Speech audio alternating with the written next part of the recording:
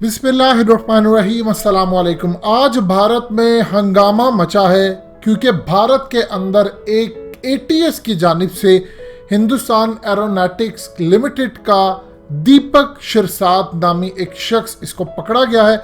ये assistant manager था और एटीएस ने कहा है कि ये पाकिस्तान की इंटेलिजेंस एजेंसी आईएसआई की एक खातून थी, उसके हनी ट्रैप में आ गया और उसके बाद इसने वहां की तमाम information secret aircraft, Indian aircraft के रिलेटेड थी, वो सारी की सारी पाकिस्तान को प्रोवाइड कर दी, आईएसआई को प्रोवाइड कर दी और इसको गिरफ्तार कर लिया गया।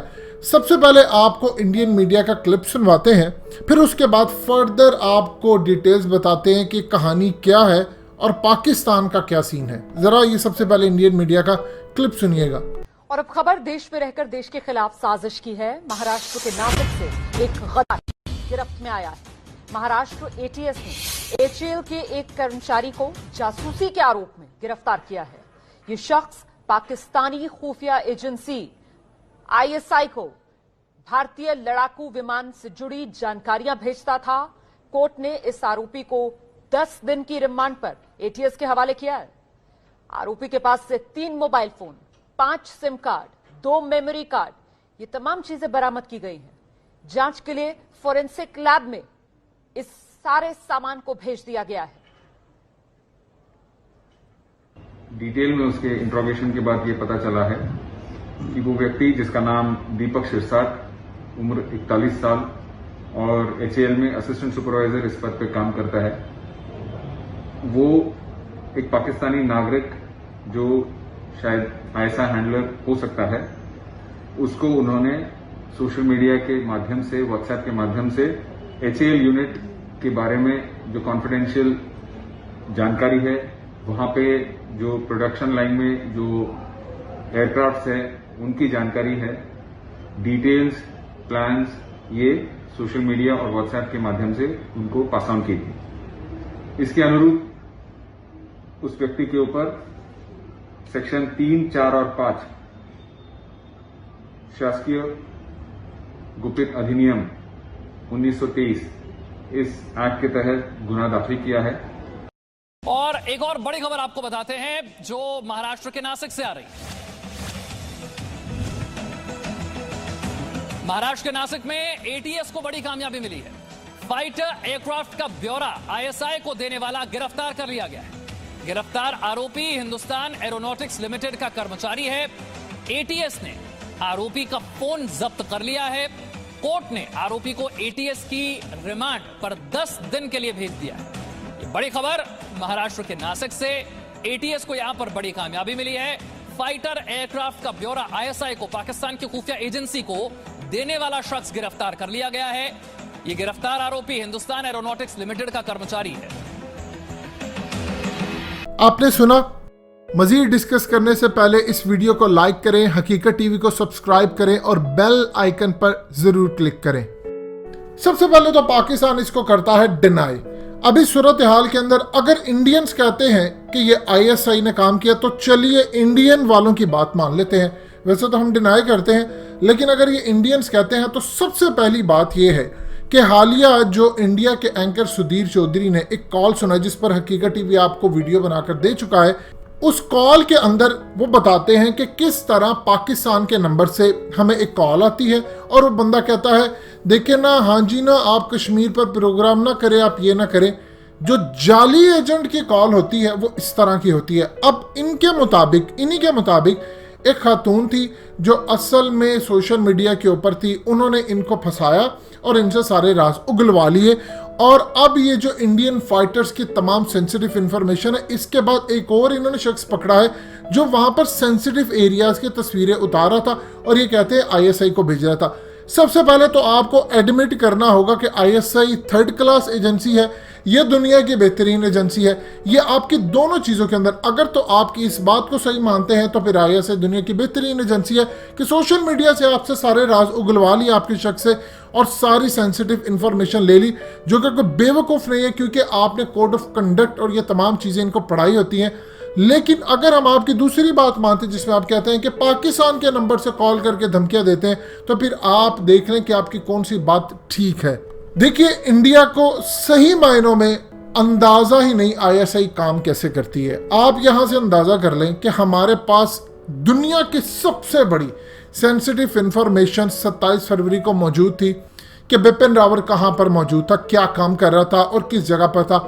हॉटलाइन के ऊपर हमने उसको कहा कि इसको बचाकर ले जाओ, हम इसको मार देंगे, उड़ा देंगे, और फिर जाकर इंडिया बमबारी करके और सारा कुछ किया।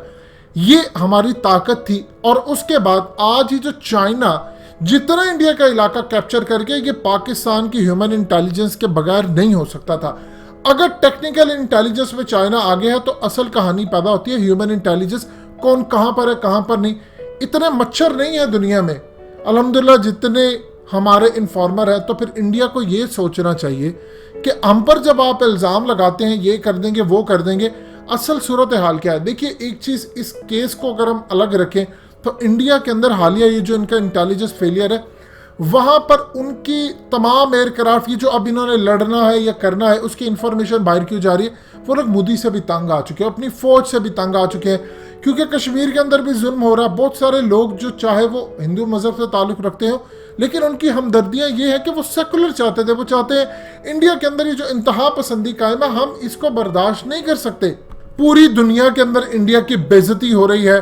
आप कोई मैगजीन उठा ले, वहां पर इंडिया को दहशतगर्दी के जुमरे में डाला जाता है, और अपने मुल्क का उन्होंने जिस तरह बेड़ा गर्क किया है, उसके बाद इंफॉर्मेशन निकलती है। अब इन्होंने जो इस बंदे को पकड़ा है, आप एक तरफ देखिए, कहते हैं कि आईएसआई के पीछे लोग थे, आप पकड़ के दिखाएं इनको फिर कि अगर वाकई आईएसआई के थे और आईएसआई की वो खातून थी, तो आप उसके टॉप जो पीछे हैंडलर है उसको पकड़ कर दिखाएं।